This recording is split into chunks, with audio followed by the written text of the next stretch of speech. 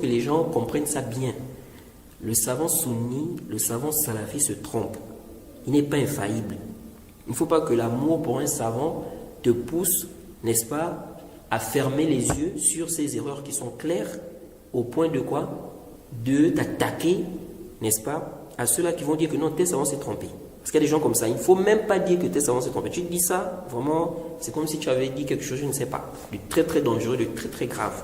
Non. Ça, c'est pas en fait dans le manhaj des salafs. Jade, ce n'est pas dans le manhaj des salafs. Peu importe le rang. Si les compagnons du prophète, il y en a des compagnons du prophète, donc ceux qui sont dans cette communauté, on va dire, ce sont les meilleurs de cette communauté. Ce sont les meilleurs, n'est-ce pas, de cette communauté. Donc après le prophète Mohammed sallallahu alayhi wa sallam. Les compagnons du prophète qui sont les meilleurs de la communauté, ils se trompaient. Maintenant, que dire de ceux qui ne sont pas à leur rang? Forcément, ils vont se tromper, Jade. Et le fait que le savant sunni se trompe aussi, c'est aussi une épreuve pour les suiveurs, pour les gens. Est-ce qu'ils vont suivre la vérité ou bien ils vont se laisser tromper par le rang ou le fait que c'est un savant de la sunna? C'est pourquoi, lorsque il y a eu la fitna entre les compagnons, qu'est-ce que Ammar avait dit? Il avait dit que, parlant de Aïcha, il avait dit que Aïcha est la femme du prophète, c'est sa femme au paradis.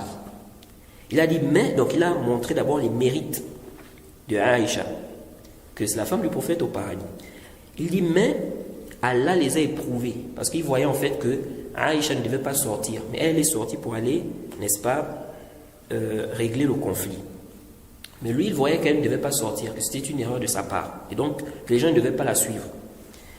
Il a dit quoi? Il a dit, le hadith dans Sahih al-Bukhari, il a dit, c'est la femme de votre prophète au paradis. Mais Allah vous a éprouvé pour voir est-ce que vous allez lui obéir ou elle. Jade, c'est pourquoi le Cheikh Al-Muallimi, il a tiré de cette histoire-là que Allah peut éprouver les gens à travers l'erreur du savant. Donc il va vous éprouver. Est-ce que vous allez suivre le savant là? Vous allez être trompé? Non, il a des mérites, c'est un savant, c'est un grand savant, il est sur la sunna. Vous allez suivre ça ou bien vous allez suivre la vérité. Jade.